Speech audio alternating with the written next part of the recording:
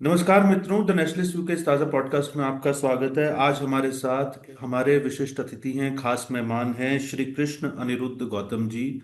श्री कृष्ण जी, आपका बहुत बहुत स्वागत है और आपका बहुत बहुत धन्यवाद कि आपने अपने व्यस्त शेड्यूल में से हमारे लिए समय निकाला। जी धन्यवाद आपका। मैं एक संक्षिप्त परिचय श्री कृष्ण अनिरुद्ध गौतम जी का करवा देता हूँ। वो हमारे साथ नेपाल से जुड़ रहे हैं। He is a former adviser to the prime minister of Nepal. Nepal के प्रधानमंत्री के पूर्व सलाहकार हैं। अभी फिलहाल वह शोधकर्ता हैं, पॉलिटिकल, बहुत प्रोमिनेंट पॉलिटिकल एनालिस्ट हैं और लगातार स्तंभ लेखन भी करते हैं, कॉलम्स भी लिखते हैं। तो उनके साथ हम चर्चा कर रहे हैं नेपाल की मौजूदा राजनीतिक परिस्थितियों के बारे में। यह इसलिए महत्वपूर्ण हो जाता है क्योंकि 5 मार्च को नेपाल में आम चुनाव होने जा रहे हैं और एक नई सरकार चुनी जाएगी। तो श्री कृष्ण जी, मेरा पहला प्रश्न ये है कि फिलहाल इस समय जमीन पर नेपाल की मौजूदा राजनीतिक परिस्थितियां कैसी हैं। ये मैं इस संदर्भ में पूछ रहा हूं कि क्या हमें लग रहा है कि एक बहुमत वाली सरकार आएगी या ऐसा लगता है कि कोलेशन वाली सरकार ही आएगी। और दूसरा, इसके साथ एक छोटा प्रश्न ये भी जोड़ना चाहूंगा कि कौन कौन से प्रमुख चुनावी मुद्दे हैं इस सब। देखिए, नेपाल में जो निर्वाचन प्रणाली है, जैसी निर्वाचन प्रणाली है, वो भारत की तरह या विलायत की तरह नहीं है। यहाँ पर क्या है कि 60% जो है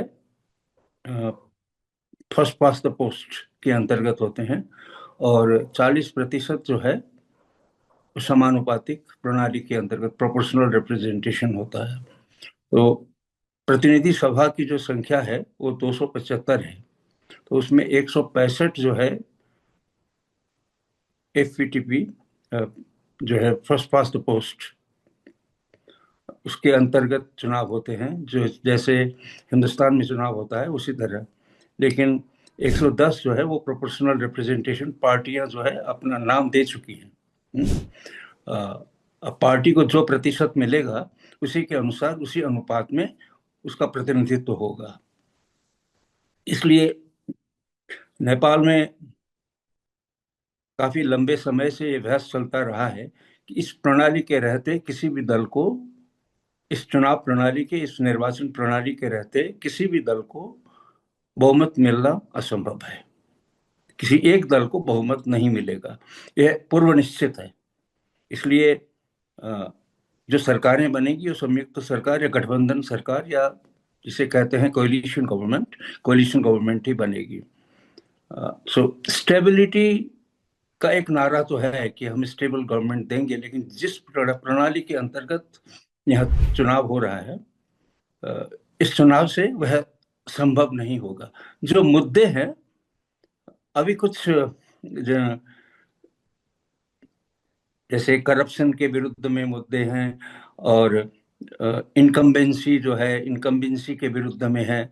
और साथ साथ में क्या था कि जो म्यूजिकल चेयर चल रहा था 3 नेताओं का, शेर बहादुर जी, केपी शर्मा ओली जी और प्रचंड जी के बीच में जो म्यूजिकल चेयर चल रहा था, उससे लोग निजात पाना चाहते थे, उससे लोग त्राण पाना चाहते थे। इसकी वजह से भी जिंजी मूवमेंट हुआ। और इसके पीछे जो है विशेषकर इनकम्बेंसी ही थी। और इनकम्बेंसी दूसरी तरह की इनकम्बेंसी नहीं, जैसे श्रीलंका की इनकम्बेंसी या बांग्लादेश जैसी इनकम्बेंसी नहीं थी। यहाँ 3 दलों के बीच में जो मिली भगत चल रही थी, इसके खिलाफ में एक जनमत बन रहा था। और उसी जनमत के चलते there was no opposition at all, कि हर पार्टी जो है सरकार में जाना चाहती थी। सरकार चुनाव से पहले एक दूसरे के विरुद्ध लड़ने वाले, फिर चुनाव के बाद में परस्पर में मिली भगत करके सरकारें चला रहे थे। दैट वाज द वेरी काज कि how stability could be possible. ऐसा कुछ था।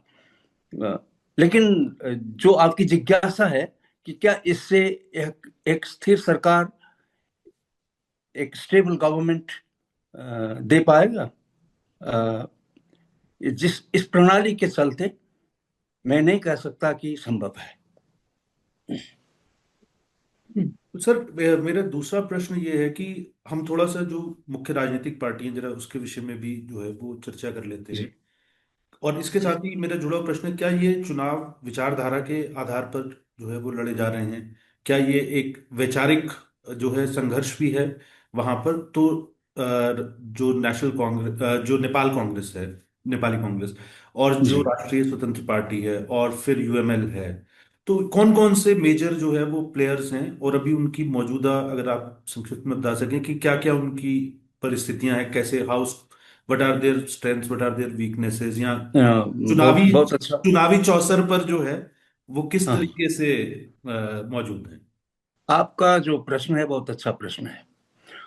और जैसे सिद्धांत के आधार पर या मूल्यों की बिना पर क्या चुनाव हो रहे हैं, अ, ये जो दल जो हैं प्रतिस्पर्धा में हैं, इसमें देखिए जो डिस्टिंक्ट है, नेपाली कांग्रेस जो है, नेपाली कांग्रेस एक centrist party, left to centre. और दूसरे जो दल हैं, नेकपा एमाले हुआ या जो एम नेकपा हुआ, ये सब कम्युनिस्ट पार्टी हैं, लेफ्टिस्ट पार्टियां हैं। और जो आरएसपी जो नई पार्टी आई है, राष्ट्रीय स्वतंत्र पार्टी, अब ये अभी तक कंफ्यूज है उसका सिद्धांत क्या है। लेकिन ये रिफॉर्मिस्ट है या रिजेक्शनिस्ट है। हाँ? जो स्थापित दल हैं, इनके विरुद्ध में जो रिजेक्शन का माहौल है, उसको वो अपने कैश कर रहे हैं या ये रिफॉर्म करना चाहते हैं, ये देखना है। ये देखना है। अभी तो उनका मैनिफेस्टो नहीं आया है, अब तक मैनिफेस्टो नहीं आया है। उनका जो घोषणा पत्र आना है, हर पार्टी का घोषणा पत्र जब आएगा, तो घोषणा पत्र के आने के बाद में हम कुछ कह सकते हैं कि उनके मुद्दे असल में क्या हैं। अभी क्या लग रहा है कि रिफॉर्मिस्ट और रिजेक्शनिस्ट, एक जैसे नेपाली कांग्रेस में अभी हो रहा है, जैसे विशेष महाधिवेशन हुआ और उसमें एक नया नेतृत्व आया है, अ, ये रिफॉर्मिस्ट लग रहा है। और आरएसपी जो है वो रिफॉर्मिस्ट और रिजेक्शनिस्ट क्या है, लेट अस सी।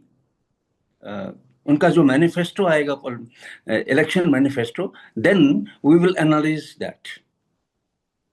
अभी हम किसी को भी रिजेक्ट नहीं कर सकते कि ये गलत है, ये सही है। वो अभी मैदान में जा रहे हैं, आज ही नॉमिनेशन हुआ, आज ही मनोनयन हुआ है। तो it will be too early to just, क्या बोलते हैं उनको, यही है बोल के टैग लगाना शायद जल्दी हो सकता है। That will be not justifiable right now. जी। तो सर, मैं एक और इसके साथ जानना चाहता हूँ कि नेपाल में बेरोजगारी एक बहुत बड़ा मुद्दा है, और जी नेपाल में एक तरीके से वो रेमिटेंस इकोनॉमी एक जी तरीके हाँ, से नेपाल जी में, हाँ, बिल्कुल बिल्कुल। और जो है वो करीबन 3 से 4% के बीच में ग्रोथ रेट बेसिकली जो है जी। नेपाल की हम्म, अर्थव्यवस्था का है। तो और अनस्टेबल गवर्नमेंट होने की वजह से जो है वो फॉरेन डायरेक्ट इन्वेस्टमेंट और जो बाहर का निवेश है वो भी जो है वो थोड़ा हिचकते हैं आने में। जी। बेरोजगारी को एड्रेस करने के लिए क्या क्या, और जो जेंजी का एक बहुत बड़ा योगदान रहा जो है इस पूरे सत्ता परिवर्तन के अंदर जो है, और उनके लिए तो स्वाभाविक रूप से करप्शन और बेरोजगारी, ये दो बड़े मुद्दे हैं ही। बेरोजगारी कितना सेंट्रल मुद्दा है? क्या वाकई इसके ऊपर जो है चर्चा हो रही है वहां? जैसे जेनजी मूवमेंट में, जेनजी मूवमेंट का जो उभार आया, वो आपको भी पता है, दुनिया के सब लोगों को पता है कि सोशल मीडिया जो बैंड हुआ था, उसके विरुद्ध में उनका प्रदर्शन होना था। और प्रदर्शन इतना बड़ा होगा, इस तरह का होगा, ये अनुमान से परे था लोगों के।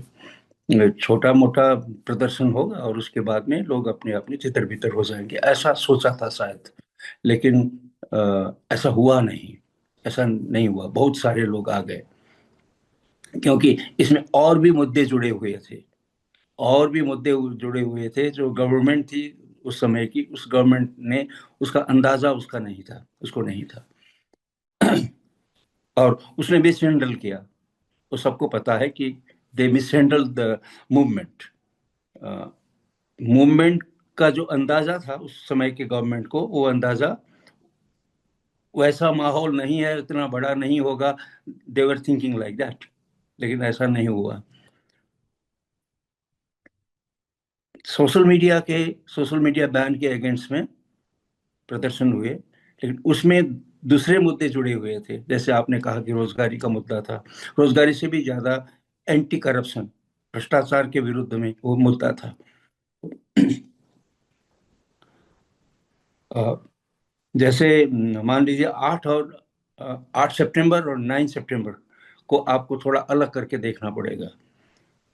8 सितंबर को जिस तरह से मिसहैंडल हुआ, उसका रिएक्शन उस रूप से हुआ और उसमें बहुत सारे तत्व अंदर घुस गए, that brought very big devastation।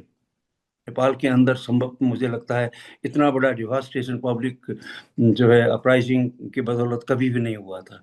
That was the only example, only instance. आपका जो प्रश्न है कि जेनजी मूवमेंट का मूल मुद्दा क्या था, इट वाज एंटी करप्शन। रोजगार, रोजगार क्यों नहीं है? क्योंकि we don't have stable government. हाँ, स्टेबल गवर्नमेंट के लिए क्या होना पड़ेगा? तब एक मुद्दा था कि स्टेबल गवर्नमेंट के लिए एक डायरेक्ट प्राइम मिनिस्टर अथवा डायरेक्ट एग्जीक्यूटिव चुना जाना होगा। हाँ, लेकिन यह इलेक्शन उसको एड्रेस नहीं करेगा। This election will not address that.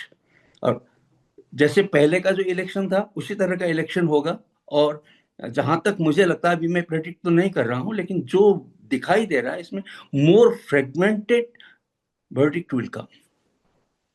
इसलिए जो मुद्दे उठाए गए थे, मुझे लगता है इलेक्शन के बाद भी बड़े डाउंटिंग, बहुत कठिन समय आने वाला है। इलेक्शन के बाद भी इन सबको एड्रेस करने के लिए एक कंसेंसस बनाना काफी मुश्किल होगा। We need a very mature leadership after election. Let us see what will happen. Sir, चुनाव किसी भी लोकतंत्र के अंदर इश्यूज को एड्रेस करने का एक प्रमुख माध्यम, एक आम जनता के पास तो चुनाव ही होता है, जो है कि जी जो सरकार काम कर रही है उसको रखा, जिस नहीं काम कर रही उसको हटाया, और जो सरकार जनता के वेलफेयर में काम करेगी उसको चुना। अब जो हम परिस्थितियां नेपाल में देख रहे हैं कि एक फ्रेगमेंटेड पॉलिटिक्स हो रही है, इतना बड़ा मूवमेंट हुआ, फिर चुनाव हो रहे हैं एक इंटरिम गवर्नमेंट के अंडर या केयर टेकर गवर्नमेंट के अंडर, और फिर वो इशू एड्रेस नहीं हो रहा है, तो जनता के जी पास क्या ऑप्शन बचेगा जो है इसको करने का? मतलब जनता का क्या reaction, how the common Nepali people, Nepal की जो आम जनता है वो इन चुनावों में, उसको भी दिख रहा होगा, तो क्या वो रुचि से हिस्सा ले रही है? ये पहला प्रश्न है। दूसरा ये है कि तो ऑप्शन क्या है, मतलब वे फॉरवर्ड क्या है नेपाल के लिए? देखिए, नेपाल की जो इंस्टेबिलिटी है, ये सिर्फ पॉलिटिकल इंस्टेबिलिटी नहीं है, राजनीतिक अस्थिरता ही नहीं है, ये संवैधानिक अस्थिरता भी है। कि आपने 1950 में, सन 1950 में एक संविधान लिखा और उसी संविधान के तहत आप 131, 31, 32 संशोधन करके चला रहे हैं। करीब 240 साल पहले, 250-40 साल पहले अमेरिका ने संविधान लिखा। करीब सिर्फ 7 आर्टिकल हैं उसमें, एक प्रियम्बल है, 7 आर्टिकल है, उसी के 27 संशोधन हुए हैं, 27 अमेंडमेंट हुए हैं, उसी के बिना पर चल रहा है। तो हम अब तक full fledged constitution, this is the fourth constitution of Nepal. पहला जो संविधान है हमारे यहाँ विक्रम संवत चलता है, इसलिए 2015 साल और 2019 साल, और उसके बाद में 2047 साल, और उसके बाद में ये जो है 2072 साल या 2015 ईस्वी संवत में हमारे यहाँ विक्रम संवत चलाते हैं। इसलिए हमें सहज क्या होता है, हम विक्रम संवत में ही आदि होते हैं। हाँ, इसको 57 ईयर्स जो है उसको जोड़कर आप उसको कन्वर्ट कर सकते हैं। मैं मैं कह रहा हूं आपसे कि we have experience 4 constitutions. It is constitutional instability too. एक केवल राजनीतिक अस्थिरता नहीं है कि अभी तक जितने भी संविधान लिखे गए हैं, इन संविधान के बिना पर यहाँ जो है संवैधानिक स्थिरता भी नहीं आई है कि हर बार जो है अपहेबल होता है और संविधान को परिवर्तन करने की बात होती है। अभी भी काफी लोग इस संविधान से असंतुष्ट हैं, इस संविधान को बदलना चाहते हैं। अ, मेरा जो है, मेरा कहना और हमारे लोगों का कहना है कि इसी संविधान को संशोधन करते हुए आगे बढ़े। लेकिन एक ऐसी प्रणाली है जहां वेस्टेड इंटरेस्ट आ जाता है, जैसे आपको मैंने कहा कि प्रोपोर्शनल रिप्रेजेंटेशन पॉलिटिकल पार्टी के फेवर में है, जो एस्टेब्लिश पॉलिटिकल पार्टी उनके फेवर में है, लेकिन पीपल के फेवर में ये काम नहीं कर पाता है, क्योंकि it brings a very fragmented verdict. Fragmented mandate आने के बाद में कोई गवर्नमेंट स्टेबिलिटी, और हर हर हर हर हर व्यक्ति का, हर पार्टी के उस पर महत्वाकांक्षा होती है। We have been living without opposition, and everyone is opposition and without opposition. सब ऑपोजिशन में है, और जब सरकार बनाने की बात आती है तो कोई भी ऑपोजिशन में नहीं है। That is the paradox. बहुत अच्छा आपने सर एक्सप्लेन किया। एक मैं चीज़ और से जानना चाहता हूँ कि जो कई बार बाहर इस प्रकार की खबरें जो आती हैं कि अ, अक्सर पिछले कुछ दिनों में हमने देखा है कि प्रो मोनार्की जी। है उसको हम्म। लेकर भी काफी जो है कभी कभी बीच में प्रदर्शन की भी या कुछ ऐसे मतलब कि मोनार्की को वापस लाया जाए। अभी तो वैसा कुछ भी नहीं है। जी पहले कुछ हुआ था ऐसा, कुछ मूवमेंट हुए थे, कुछ प्रदर्शन हुए थे, लेकिन इस चुनाव के माहौल में अभी कुछ भी नहीं। वो जो नैरेटिव आप कह रहे हैं, वो नैरेटिव चुनाव के माहौल में कहीं भी दिखाई नहीं दे रहा अच्छा। है। एंड कोई भी पॉलिटिकल पार्टी जो मेन स्ट्रीम पॉलिटिकल पार्टी है, नेपाली कांग्रेस है, आरएसपी है, अभी आरएसपी को भी आपको मेन स्ट्रीम ही कहना पड़ेगा। आरएसपी है, नेपाली कांग्रेस है, कम्युनिस्ट पार्टी है, यूएमएल है। किसी के लिए भी यह मुद्दा नहीं है अभी, मुद्दे के रूप में आगे नहीं आया है। और आरपीपी जो है, वो आरपीपी भी एडजस्टमेंट, आरपीपी राष्ट्रीय प्रजातंत्र पार्टी जो मोनार्की के पक्ष में है, वो भी अभी एडजस्टमेंट का ही मुद्दा लेके चल रही है। सो दैट मोनार्की आपके यहाँ बहुत बड़ा हो रहा है, वहाँ के मीडिया जो है मोनार्की के पक्ष में नेपाल में हो रहा है। एक दो प्रदर्शन हुए हैं, ऐसी बात नहीं है कि नहीं हुए हैं, लेकिन इस इलेक्शन के माहौल में, इलेक्शन के चलते जो माहौल बन रहा है, उसमें मुझे नहीं लग रहा है कि यह मुद्दा कोई जो है कोई एक क्या बोलते हैं,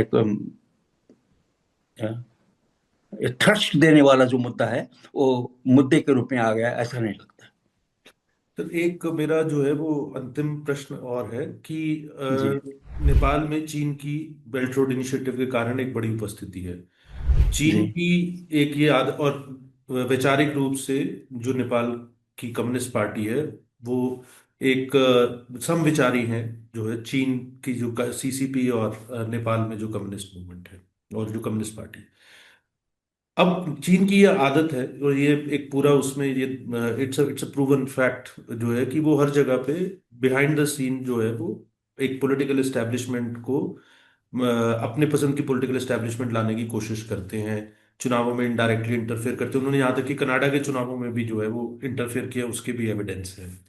और नेपाल उनके लिए काफी क्रूशल, नेपाल जियो स्ट्रैटेजिकली भी बहुत ही क्रूशल पोजीशन पे है। और नेपाल भारत संबंधों के संदर्भ में भी चीन की उपस्थिति वहां पर हम जो है एक बड़े महत्वपूर्ण मुद्दे के रूप में देखते हैं। तो एक तो चीन जो है इन चुनावों के अंदर क्या पर्दे के पीछे कोई ऐसा लगता है कि भूमिका जो है वो निभा रहा है। और एक इसके साथ ही जुड़ता हुआ और ये कि नेपाल एक एनजीओ का हब भी बन गया है और ऐसा माना जाता है कि विदेशों से पैसा लाकर क्रिश्चियन मिशनरीज कन्वर्जन का भी जो है वो एक बड़े पैमाने पर वहां पर काम कर रहे हैं। तो उनका भी एक अपना हेफ्ट, एक अपना लेवरेज जो है वो ये भी इस प्रकार से पीछे से मैनिपुलेट करने की कोशिश करते हैं। दुनिया के कई हिस्सों में, खासकर अगर छोटा देश है तो उसमें उनको लगता है इन्फ्लुएंस करना, ज्यादा मैनिपुलेट करना इजी रहेगा। तो इसको आप जो है और इसी के साथ मैं जोड़ देता हूँ ताकि चीन, क्रिश्चियन मिशनरी और भारत और नेपाल के जो संबंध हैं जो we are part of the same Hindu universe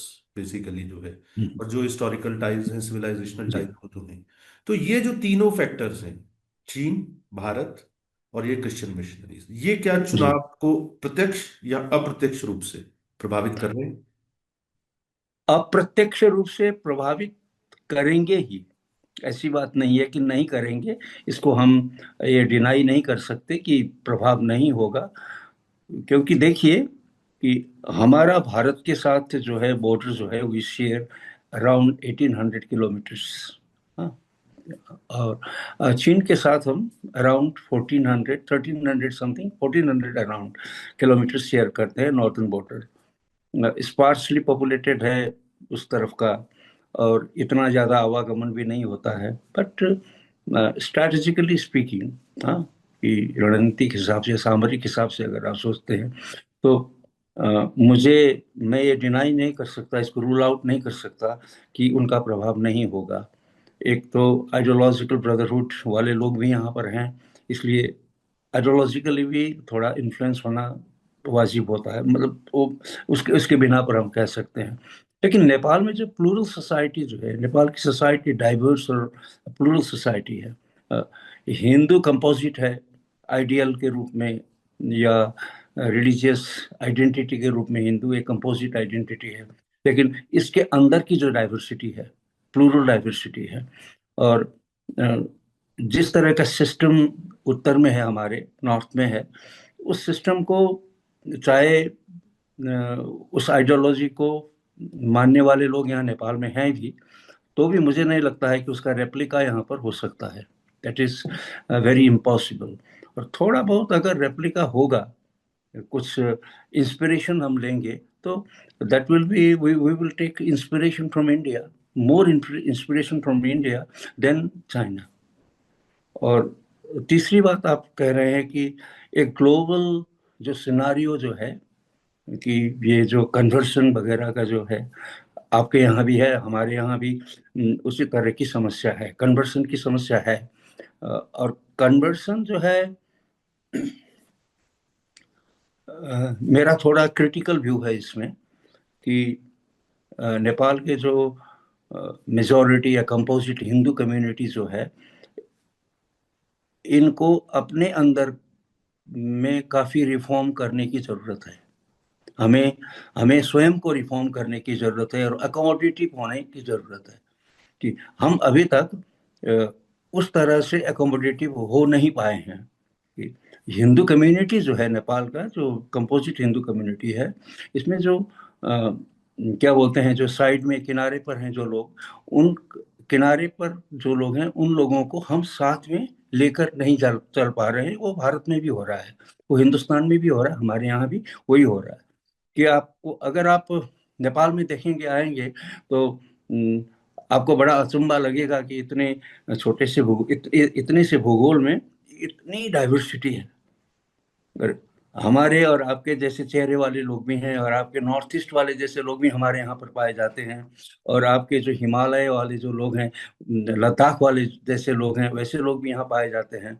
बिल्कुल तराई के ट्राइब भी हैं यहाँ पर, और हिल ट्राइब हैं वो भी हैं। तो इस तरह का जो कंपोजिशन है हमारा, मैं आपको थोड़ा सा एक बता देता हूँ कि जो नेपाल में बोलते हैं यहाँ के खस आर्य कम्युनिटी, जो उत्तराखंड से आइडेंटिकल जो लोग हैं, हाँ, उत्तराखंड हिल खस आर्य बोलते हैं यहाँ पर, हिल एरियंस, और अराउंड 33 to 35% है। और मधेसी लोग जो हैं वो भी अराउंड 30% है। और हिल जो ट्राइबल जैसे वो हैं, जनजाति जो है, वो भी अराउंड 30 to 35% है। पर इस तरह से जो हमारा जो कंपोजिट, जिस तरह का कल्चर बनता है, जिस तरह का अकोमोडेशन, जिस तरह की अकोमोडेशन की हमें आवश्यकता है, वो हम वर्कआउट नहीं कर पा रहे हैं। That is the difficulty with us. और इसमें मुझे लगता है काफी कुछ काम करना बाकी है, कि कन्वर्शन जो है, हमारे अंदर की कमियां भी हैं, हमें हमारे अंदर की कमियों को हमें देखना पड़ेगा, और उन कमियों को हमें संबोधन करना पड़ेगा। That is the very reason. हाँ, इसमें वेस्टेड इंटरेस्ट जरूर है, वेस्टेड इंटरेस्ट आते हैं। तो हमें जरूरत है कि शिक्षा के क्षेत्र में, स्वास्थ्य के क्षेत्र में हमारे लोग इन्वेस्ट करें, हमारे लोग ही उस पर इन्वेस्ट करें। और अकोमोडेट करना इतना मुश्किल नहीं है। अभी तक नेपाल इतना बिगड़ा नहीं है, जितना कन्वर्शन के मामले में प्रचार किया जाता है उतना नहीं है। और थोड़ी सी समस्या है हमारे यहाँ अभी हो रहा है, आ रहा है कि पहले वो समस्या नहीं थी कि बांग्लादेश के साथ में जो आपका प्रॉब्लम है उसका जो है स्पिल ओवर इफेक्ट नेपाल की ओर भी पड़ रहा है, क्योंकि बांग्लादेश और नेपाल का बॉर्डर इतना दूर नहीं है, बीच में सिलीगुड़ी कॉरिडोर है। और इस तरफ से जितने भी आपके बिहार और यूपी के जो बॉर्डर एरिया है, बॉर्डर एरिया और हमारा जो बॉर्डर एरिया है उसमें एक ही कम्युनिटी के लोग ज्यादातर रहते हैं, और they are identical with Bangladeshis also. So that this is a big, हमें साथ में काम करना होगा।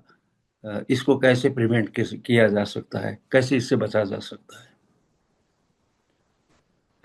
अ, आपका बहुत बहुत धन्यवाद चर्चा को अभी तो यहाँ पर मैं अल्प विराम ही कहूँगा, क्योंकि मेरी आशा है कि श्री कृष्ण जी दोबारा भी हमारे साथ जुड़ेंगे और नेपाल से संबंधित विषयों पर जो है, और खासकर चुनाव चूंकि 5 मार्च को वहाँ होने वाले हैं, पर चुनावों के बाद भी हम लगातार नेपाल पर नजर रखेंगे। क्योंकि मैं चलते चलते एक बात और, ये इसे आप स्वीकारोक्ति कह सकते हैं, एक कन्फेशन, मैं भारत में मीडिया का लगभग 3 दशक से हिस्सा हूँ और नेपाल पर हमारी समझ भी बहुत कम है।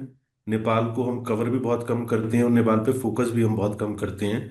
जबकि नेपाल हमारे लिए बहुत ही महत्वपूर्ण, सिर्फ एक स्ट्रैटेजिकली नहीं, पर एक कल्चरल जो ब्रदरहुड है हमारा, उसकी वजह से भी है। तो हम कोशिश करेंगे कि श्री कृष्ण जी से बात करके और इस सारे गैप को भी फिल करने की कोशिश करें। और दर्शकों का बहुत बहुत धन्यवाद कि उन्होंने पेशेंस के साथ हमारे इस पॉडकास्ट को सुना।